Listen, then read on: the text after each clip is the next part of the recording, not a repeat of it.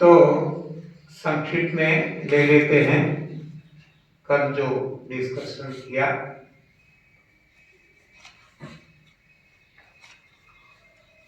हम सब अच्छी तरह से जानते हैं कि मनुष्य देह से सभी धर्म शास्त्रों में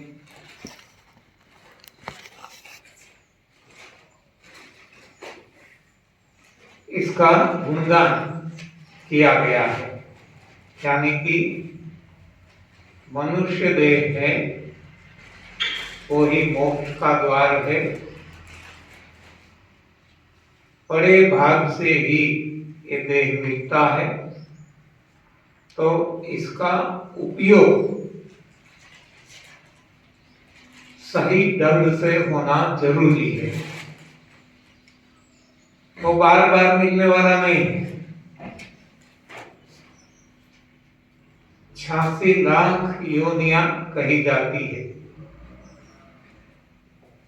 इसमें से मनुष्य योनि सर्वश्रेष्ठ है।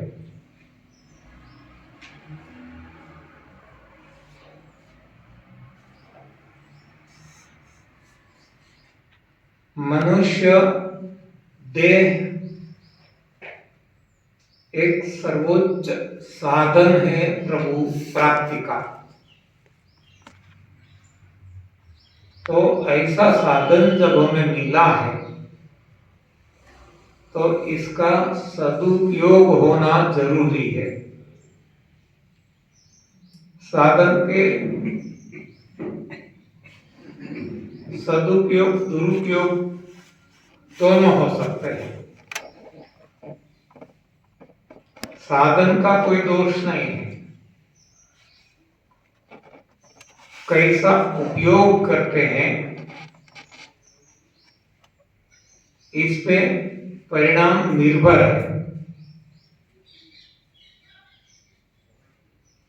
कोई शस्त्र हमारे पास है तो किसको मार भी सकते हैं और किसी की रक्षा भी कर सकते हैं, साधन है। वैसे कोई भी साधन सदुपयोग दुरुपयोग, जबकि यह सर्वश्रेष्ठ साधन है, साधन धाम है मानव देह।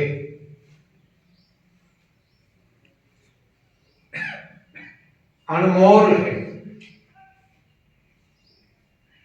तो इसका हमें सोच समझकर सही दिशा में सही उपयोग करना जरूरी है। लेकिन हम जानते हैं अच्छी तरह से कि कलिकाल में हम प्रभु को भूल चुके हैं और पद पैसा प्रतिष्ठा परिवार के पीछे पागल है, जो क्षण भंगुर है, जो नाशवंत है। अविनाशी को छोड़ दिया और नाशवंत को पकड़ लिया, तो इससे क्या मिलेगा?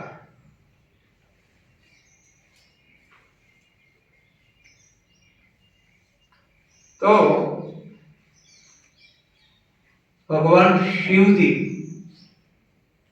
जो निरंजन निराकार है,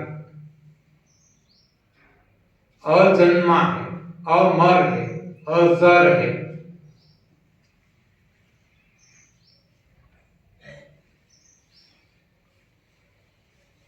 कई युगों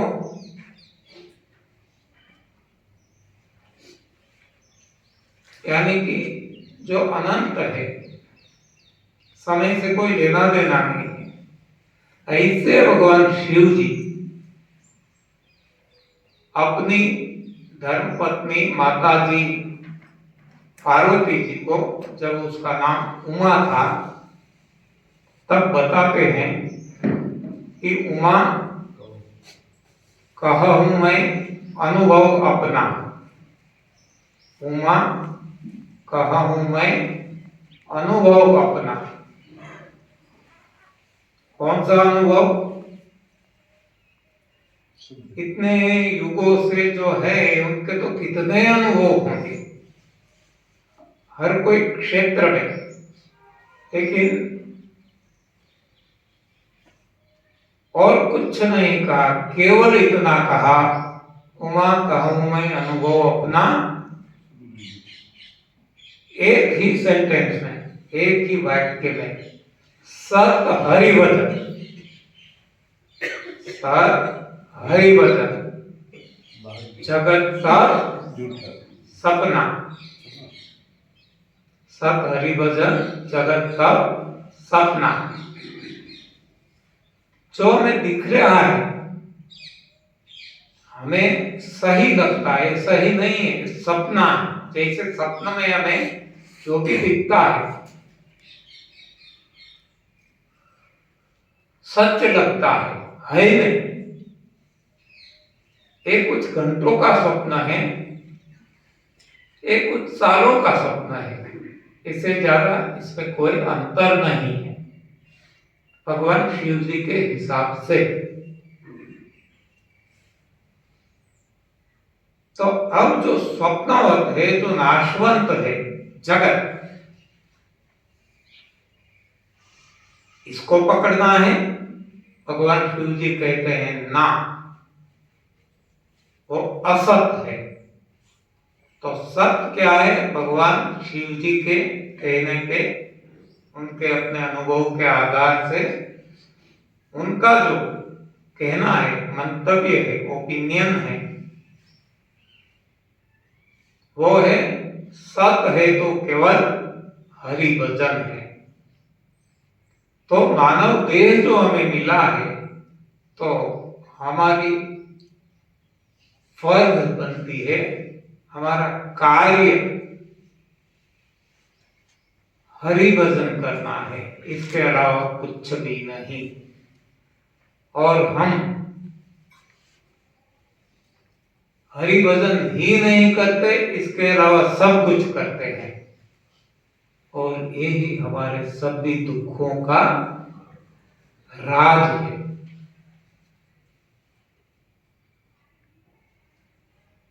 ये समझ में आ जाए तो आप देखेंगे कि स्वप्नवत एक जगत, इसकी कोई वैल्यू हमारे दिमाग में नहीं रहेगी, वैल्यूलेस हो जाएगा सब कुछ। चाहे BMW कार हो, ऑडी कार हो, चाहे कितना भी बड़ा बंगला हो, कोई भी हो, स्वप्नवत है, नाशवंत है, और अविनाशी के प्रति हमारा विश्वास दृढ़ हो जाएगा। जब अविनाशी के प्रति हमारा विश्वास बढ़ जाता है, तब हमारे जीवन में से सारी चिंताएं गायब।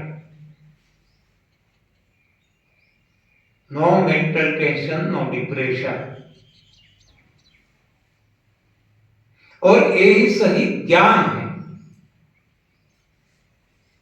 तो अज्ञान निकल जाएगा, एक ज्ञान का दीप प्रकट हो जाएगा।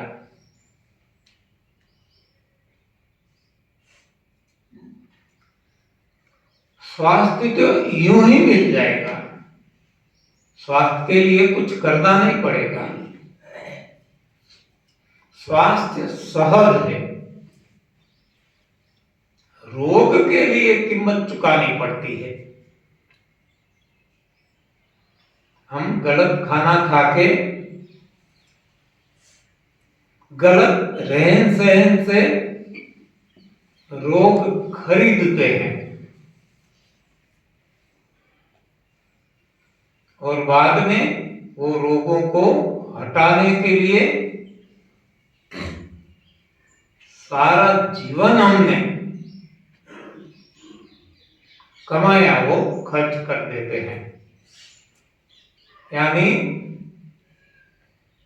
अंत में शून्य, सारा जीवन हमारा बर्बाद जाता है। तो यदि समझ में आ गया तो सच क्या है, झूठ क्या है, अपने आप पता चल जाएगा। सत्य को पकड़ेंगे, सच को पकड़ेंगे, झूठ को छोड़ देंगे। छोड़ना भी नहीं पड़ेगा, अपने आप छूट जाएगा। बस तो एक केवल समझ, भ्रांति टूट जाएगी। जितनी भी भ्रांतियां हैं,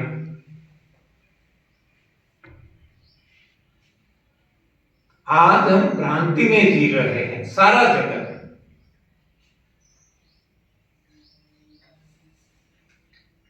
तो भ्रांतियों को तोड़ना है। ये सेमिनार भ्रांतियों को तोड़ने के लिए है, न कि रोग नाबूद करने के लिए। रोग तो अपने आप चले जाएंगे।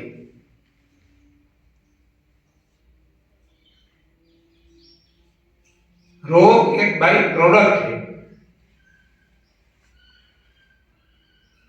कोई भी मेन प्रोडक्ट के लिए जो हम फैक्ट्री डालते हैं, तो इसमें बहुत सारी बाई प्रोडक्ट्स भी निकलती है।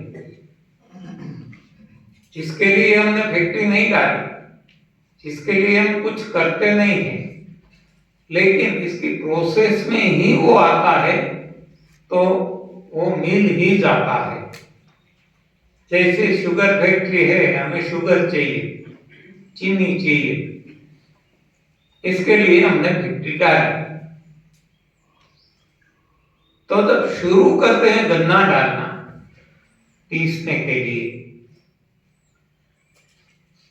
तो रस को प्रोसेस करते हैं आगे, लेकिन जो बचता है, ये कूड़ा कचरा जिसको कहते हैं, ये बाय प्रोडक्ट है। तो इसमें से हम कुछ भी बना सकते हैं, या तो ईंधन के उपयोग में ले सकते हैं। आगे चलकर जब एक गन्ना जूस को हम उबालते हैं, तो इसमें भी मोलासिस ऐसा बाय प्रोडक्ट निकलता है। तो ऐसी जैसी फैक्ट्री वैसे बाय प्रोडक्ट्स। तो बाय प्रोडक्ट के लिए हम कुछ करते नहीं है, करना नहीं पड़ता। जो कुछ करते हैं मेन प्रोडक्ट के लिए करते हैं। तो ये जो हमारी साधना है, तप सेवा सुमिरन, जिसकी शुरुआत न्यू डाइट सिस्टम से है, तो हमारी मेन प्रोडक्ट है प्रभु प्राप्ति, और बाय प्रोडक्ट है,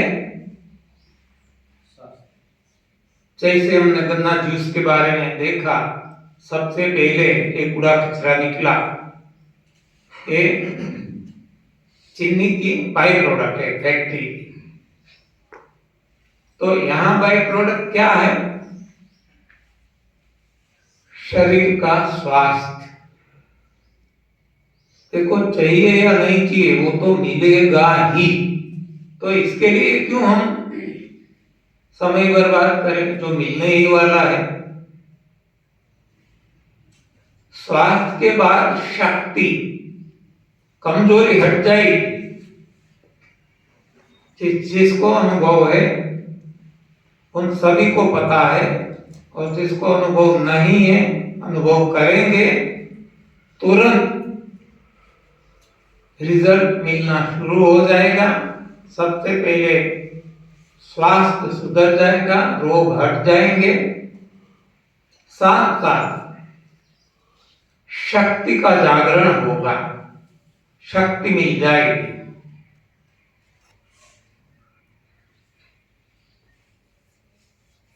थर्ड बाई प्रोडक्ट है आनंद, मौज, मजा, मस्ती, अखंडानंद, निजानंद, सहजानंद, प्रेमानंद, मुक्तानंद, हाँ जो भी कहे, एक थर्ड बाई प्रोडक्ट है। जो भी चिंताएं हैं चली जाएगी,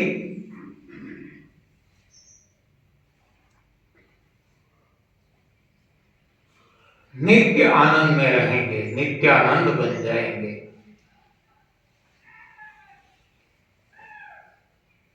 फोर्थ बाई प्रोडक्ट है ज्ञान की प्राप्ति। अज्ञान नष्ट हो जाएगा, जैसे सूर्य निकलते ही अंधेरा नष्ट हो जाता है।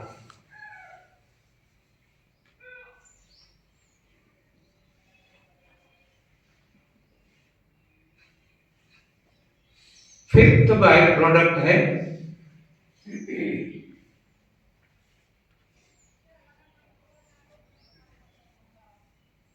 प्रेम, सबसे ऊंची प्रेम सगाई, जो निर्भय प्रेम,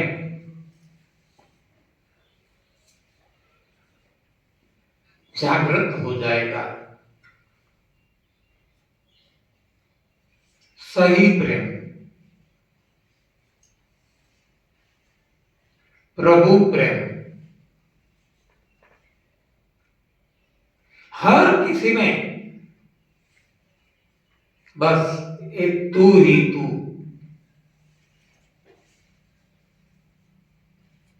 एक दृष्टि आ जाएगी। बाद में कोई भेद नहीं रहेगा, लिंग भेद भी नहीं, देश विदेश का भी भेद नहीं, कोई भेद नहीं, क्योंकि हर किसी में बस एक ही है, प्रभु, परमेश्वर, परमात्मा। बाद में न कोई दुश्मन रहेगा, न कोई मित्र, सभी में भगवान, कोई आसक्ति नहीं रहेगी। ये जब जब जितना जितना हम आगे बढ़ते जाएंगे, ये तप, सेवा, सुमरन की साधना में ये अनुभव अपने आप होता जाएगा।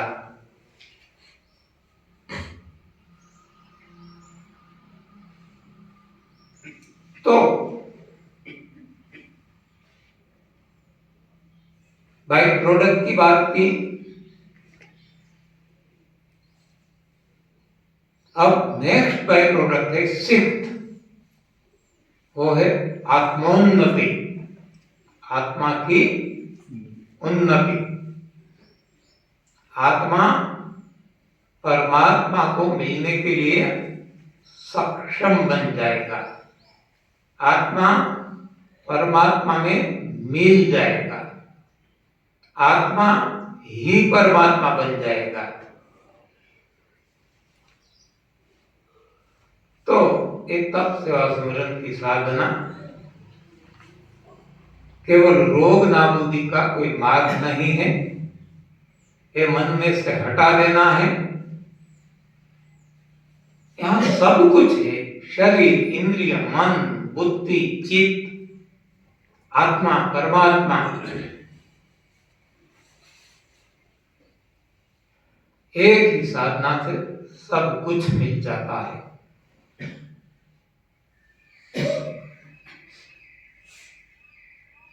लेकिन शुरुआत कैसे करें? तो शुरुआत है NDS, न्यू डाइट सिस्टम, जिसमें शरीर की शुद्धि है, आंतरिक और बाह्य दोनों।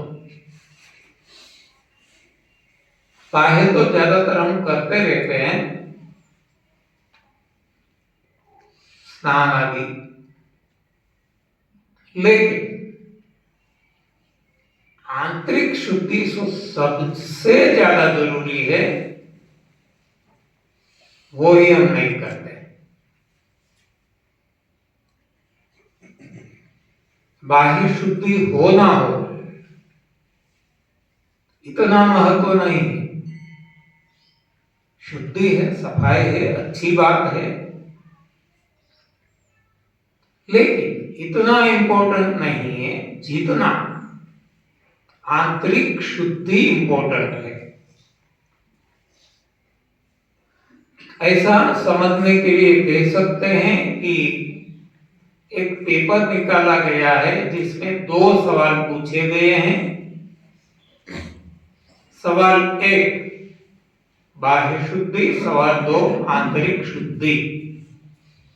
तो सवाल 1 के मार्क्स है केवल 5 और सवाल 2 इनके मार्क्स है 95। तो अब हम कौन से सवाल का जवाब पहले लिखना शुरू करेंगे? 95 वाला। लेकिन सही में हम देखते हैं कि मानव जो है उल्टी चाल चलता है। वो पहले 5 वाला पसंद करता है कि पहले 5 वाला लिख लो, बाद में 95 वाला, क्योंकि समय कितना बचे कितना नहीं क्या मालूम। तो 95 वाला लिखने लगता है तो लिखना है, केवल वो ऑब्जेक्टिव जैसा है, ज्यादा डिस्क्राइब करने की जरूरत नहीं है। लेकिन उसकी पेन चालू हो जाती है, रुकती नहीं और बेल बज जाता है, टाइम ओवर। हाँ, तो इस तरह से हमारा सारा जीवन 5 मार्क के पीछे हम पूरा कर देते हैं। टाइम बच जाता है, यमराज आ जाते हैं, चलो हो गया पेपर कंप्लीट, लाओ।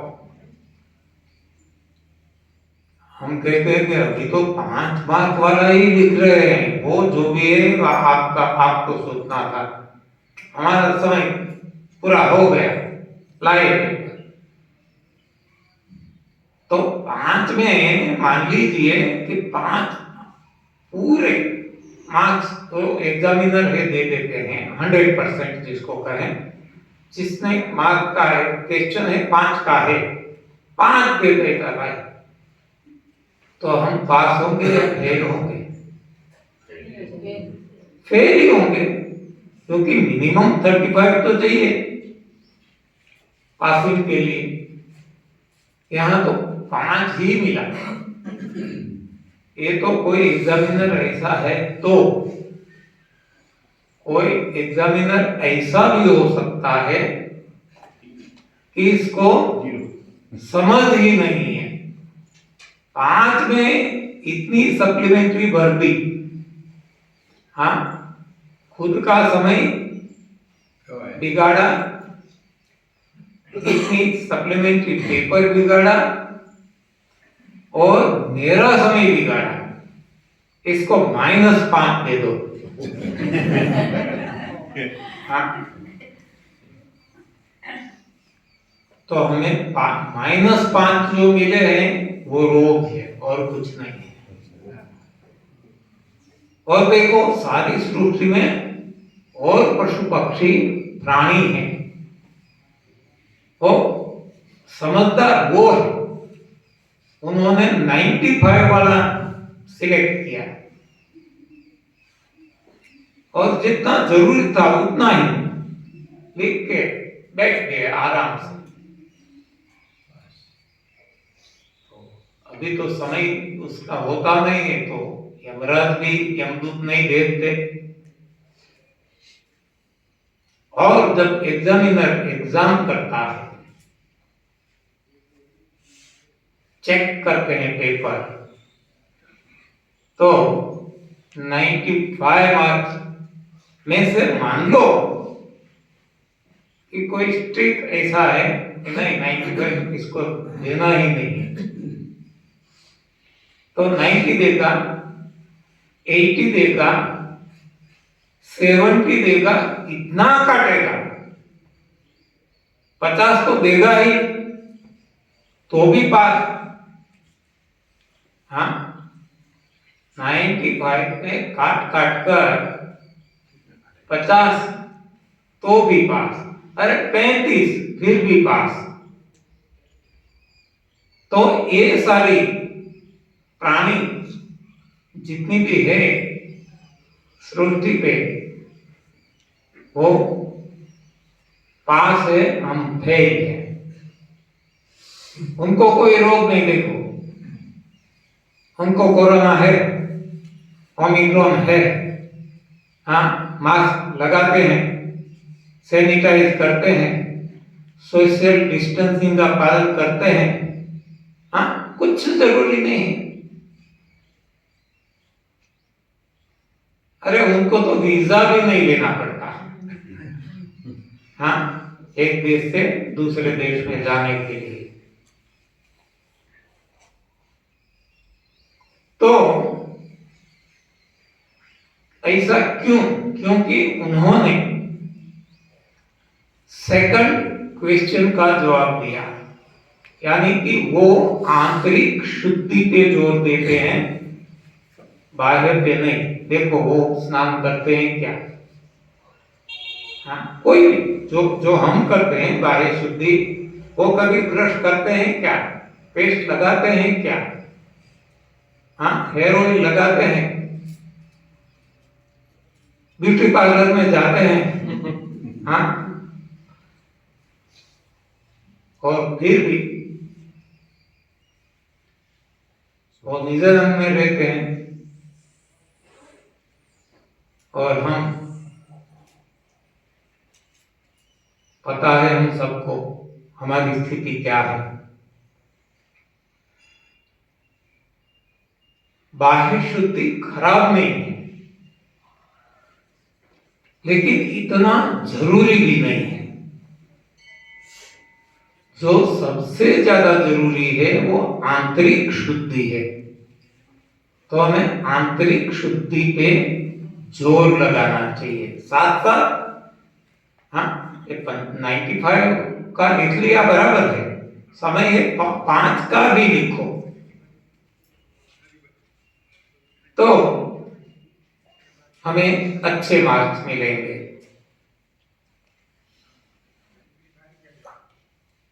तो कहना यह है कि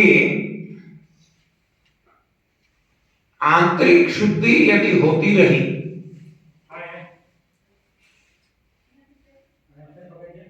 तो आप देखेंगे कि बाह्य शुद्धि की जरूरत भी नहीं पड़ेगी।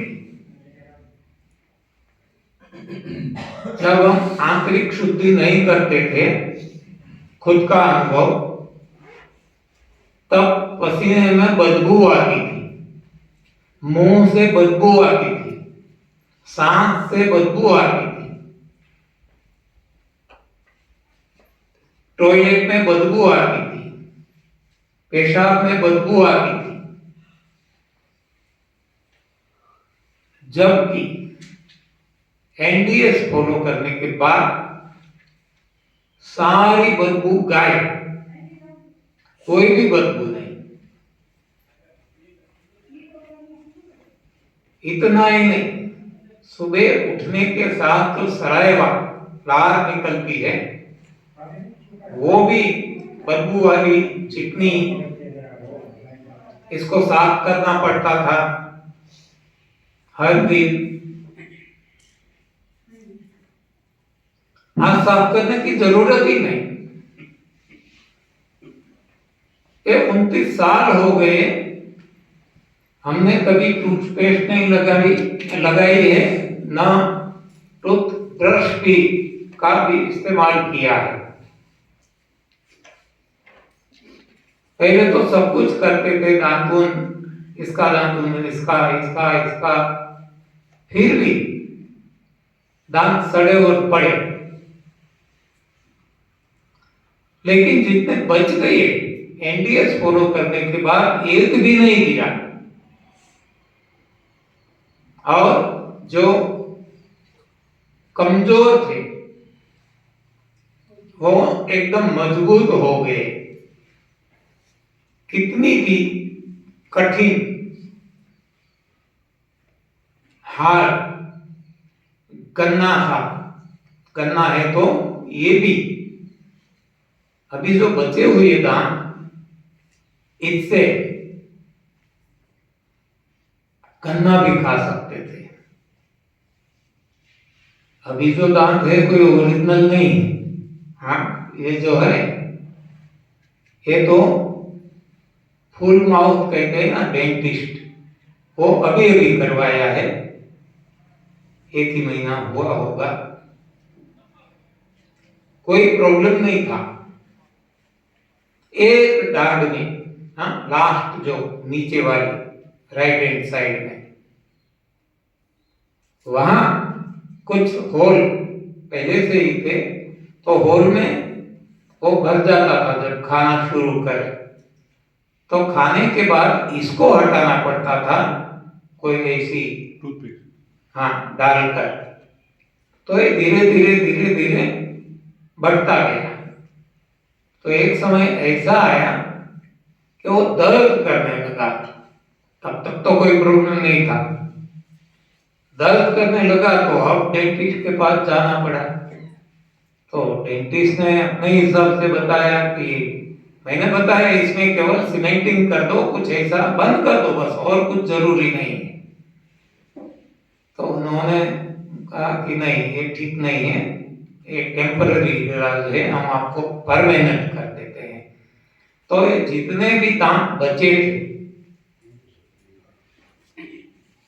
22 दांत बचे थे, तो वो वैसे ही रखे, इसको सब कुछ जरा घिस घिस के एडजस्ट करके इसके ऊपर एक सीमेंटिंग से चिपका दिया गया है। अब कुछ भी हम खा सकते हैं, ये आर्टिफिशियल है, अंदर नेचुरल है। इसको पहले डेट कर दिए गए सभी को,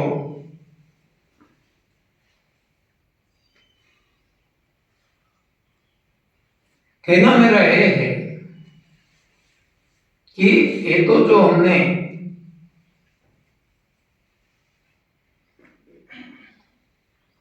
पैतालीस 46 साल के बाद एनडीएस फॉलो किया, अपनी उम्र के बाद, सिंस बिगिनिंग जिसने किया है, जो पशु पक्षी करते हैं, तो उनके दांत कभी गिरते नहीं, सड़ान भी नहीं होती, बदबू भी नहीं आती।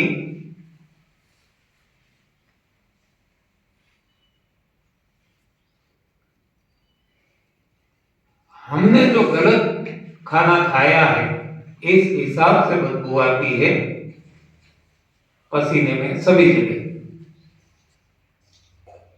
लेकिन फिर भी यदि हम क्लींसिंग कर लेते हैं, सफाई कर लेते हैं, आंतरिक सफाई कर लेते हैं, तो ये सब कुछ ठीक हो जाता है अपने आप।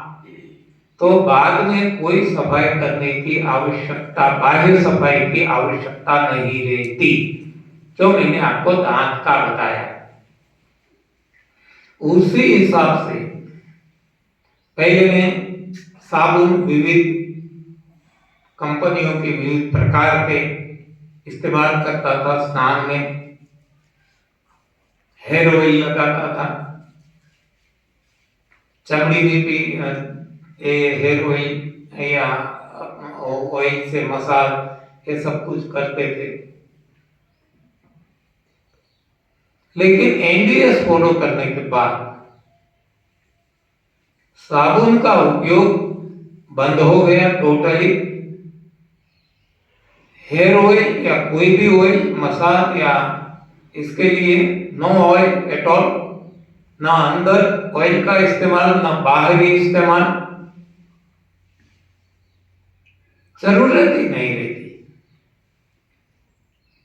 यानी कि बाहरी सफाई की अब जरूरत नहीं पड़ती, क्योंकि जो कुछ निकलता है खराब अंदर से निकलता है। अंदर ही स्वच्छ हो गया तो बाहर कुछ खराब निकलता ही नहीं है।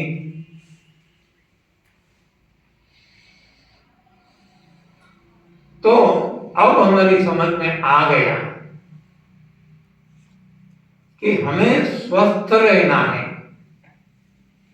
तो स्वच्छ रहना पड़ेगा। बाहरी तो ठीक है, लेकिन आंतरिक, तो आंतरिक सफाई कैसे करें? तो आंतरिक सफाई के लिए आप सभी को शायद पता होगा, एनीमा। कितने लोगों को पता है? सभी को। हाँ, एमडी डॉक्टर है पाटण में, सिद्धपुर पाटण, नॉर्थ गुजरात। वो कहते हैं कि ये, वो तो गुजराती है ना, गुजराती में बोलते हैं क्या एनीमा નથી પણ મારી માં છે। हाँ, એટલું ध्यान रखे मारो। हाँ, ये मेरी माँ है, उसकी माँ नहीं। इतना मेरा ख्याल रखता है। और हमने भी पाया है, हमने देखा है इतने सालों में कि एनीमा से लोगों के जान बच गई है। एक दो की नहीं, जो कोमा में थे ये भी वापस आ गए, जो वेंटिलेटर पे थे ये भी वापस आ गए, ओनली ड्यू टू एनीमा। इसलिए हमने जो जीवतदान देने वाला ये बन गया साधन, तो हमने इसका नाम बदल दिया और हम अब इसको कहते हैं संजीवनी। तो आंतरिक सफाई करता है वो, कितना परिणाम मिलता है। हाँ, वेंटिलेटर पे यानी डेड बॉडी, वो भी जिंदा हो गया। एक नहीं, 2 या 3 ऐसे केसेस बने, एक बड़ौदा में और 2 नॉर्थ गुजरात में। इसलिए हमने नाम संजीवनी रखा। केवल संजीवनी करने से भी बहुत लाभ होता है, ये भी लोगों के अनुभव है। इसलिए हम संजीवनी पे ज्यादा जोर देते हैं। अभी तो ऐसे सवाल नहीं आते, लेकिन शुरू शुरू में बहुत आते थे कि संजीवनी की जगह और कुछ हम कर सकते हैं क्या? रिप्लेसमेंट उसका है क्या? सब्स्टिट्यूट कोई है क्या? हम कहते थे कि यदि मां का सब्स्टिट्यूट है तो एनीमा का सब्स्टिट्यूट हो सकता है। मां का कोई सब्स्टिट्यूट हो सकता है क्या? हाँ, इसलिए हम कहते हैं enema is must and first. Enema यदि आप नहीं कर सकते, आप इस रास्ते पे आइए ही नहीं। आपका जो भी रास्ता है इस पे आप चलते रहो। इस रास्ते पे आना है तो सबसे पहले एनीमा लेना ही है। दिन में 2 बार, कम से कम 3 महीने के लिए। बाद में आपकी मर्जी।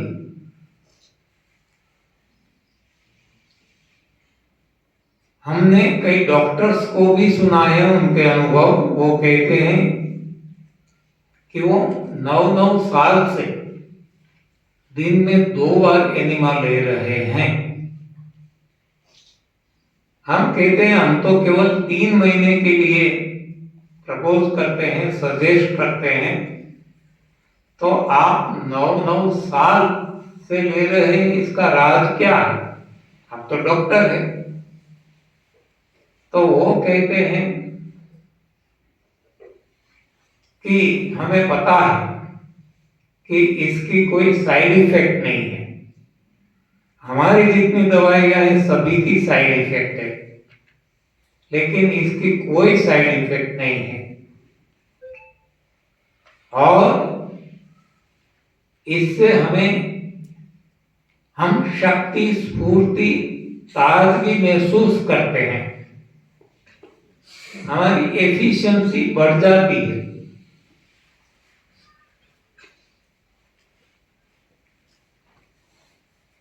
और हम कहते हैं कि आपका अनुभव है, बराबर है, लेकिन आदत नहीं पड़ जाती क्या?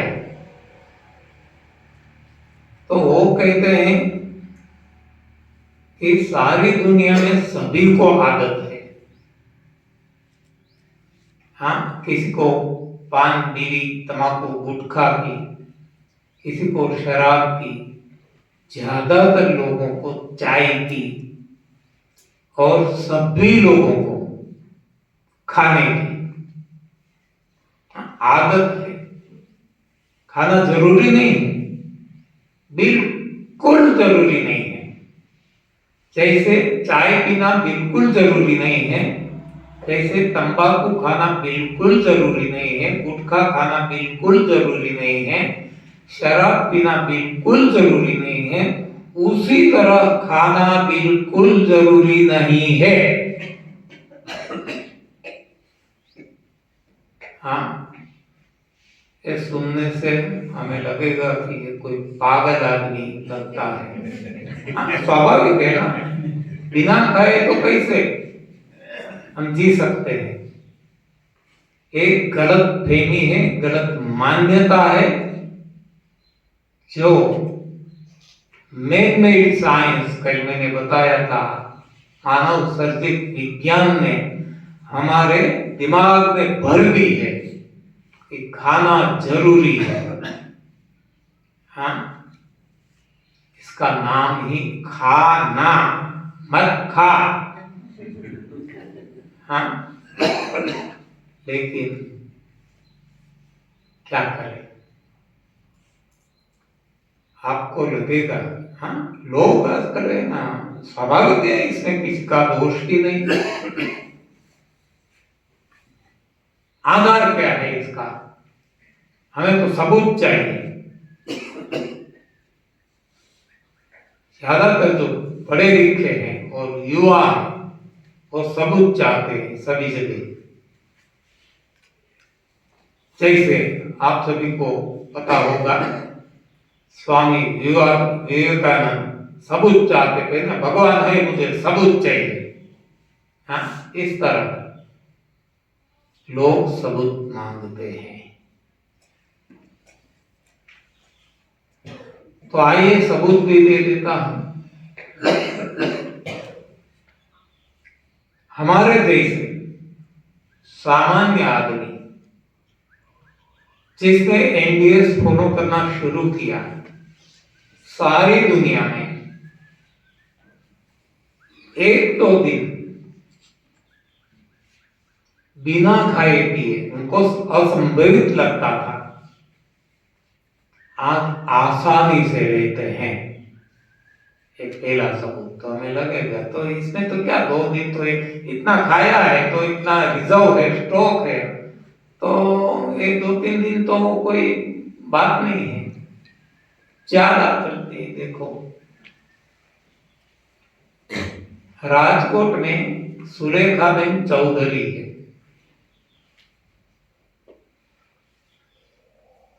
सबसे पहले सूरत सेमिनार में आई थी, तब उन्होंने पहली बार निर्जल उपवास किया, only on air, only by breathing, न खाना न पीना। एक दिन वो बड़ा पी गई। डेली उठने के बाद वो संकल्प करती थी कि आज मुझे निर्जल उपवास करना है। मेरी परमिशन लेती थी, मेरा ऐसा संकल्प है, मैं आगे बढ़ूं। हम कहते थे बढ़ो, ये तो सबसे अच्छी बड़ी बात है। दूसरे दिन, तीसरे दिन, चौथे दिन, हाँ, वो आगे बढ़ती गई, आगे बढ़ती गई। पांचवें दिन सुबह में फिर से मुझे पूछा कि आज पांचवा दिन है, आज भी मेरा संकल्प है मैं निर्जल उपवास करूं, मैं करूं क्या? मैंने बताया कि आज मैं आपको कुछ भी नहीं कह सकूंगा। क्यों? क्योंकि मैंने खुद 4 दिन ही निर्जल उपवास करके देखा है। आप तो इससे आगे बढ़ गई, तो अब यू आर द बेस्ट जज फॉर योरसेल्फ। आपको लगता है तो आगे बढ़ो, अब मैं नहीं बता सकता। तो उस तरह वो 10 दिन का सेमिनार था अंगूर का। हर कोई अंगूर खाते थे या तो उसका जूस पीते थे। दादा भगवान मंदिर सूरत में, और ये बहन जी सुलेखा बहन, वो ना कुछ खाती थी ना कुछ पीती थी, लेकिन सबसे ज्यादा काम करती थी। लोग आराम भी करते थे, वो आराम भी नहीं करती। दोपहर में वो तो कहती थी रात को भी मुझे नींद नहीं आती, रात सारी रात में रोती रहती हूँ। हमने बताया ये क्या? तो क्या हर्षाश्रु है, मैं भगवान से बातें करती हूँ, इतना आनंद आता है, इतना आनंद आता है। 10 दिन पूरे हो गए, घर गई, सभी ने मना किया, मजबूर कर दिया खाने को, तो जूस पे आ गई। बाद में फिर से शुरू किया, तो 10 से आगे बढ़कर चलकर 15 तक पहुंची। फिर से लोगों ने दबाव डाला, अपने रिश्तेदारों ने, और खास तौर पर उनके पति ने जो MBBS डॉक्टर है, उनको लगता था डिहाइड्रेशन हो जाएगा, मर जाएगी, मेरी एकलौती पत्नी है, मैं कहाँ जाऊंगा। हाँ, मुझे फोन किया कि मर जाएगी मेरी, ये एकलौती है। मैंने बताया हमारी भी तो रोने लगे थे वो डॉक्टर, उनको डर ज्यादा था कि डिहाइड्रेशन हो जाएगा। मैंने बताया डॉक्टर आप सोच के तो बोलो, पढ़े लिखे हैं लेकिन एजुकेटेड इलिटरेट हो आप, तो सोच में पड़ गए। मैंने कहा कि यदि डिहाइड्रेशन होना है तो हो गया होता इतने दिनों में। डिहाइड्रेशन कितने समय में होता है तो वो तो आपको पता है। आपके पास बहुत सारे ऐसे पेशेंट्स आते होंगे। यहाँ कभी डिहाइड्रेशन नहीं होने वाला है, आप चिंता मत करो। लेकिन डॉक्टर है ना, आफ्टर ऑल डर जाते थे। तो 15 दिन फिर से बंद करना पड़ा मजबूरी से।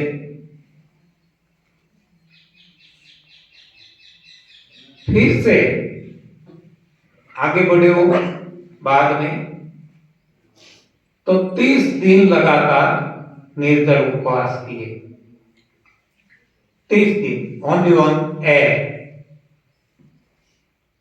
हो जाए नहीं तो मैं डेली उनको फोन करता था, साता पूछता था। साता कहते हैं ना जैनों में,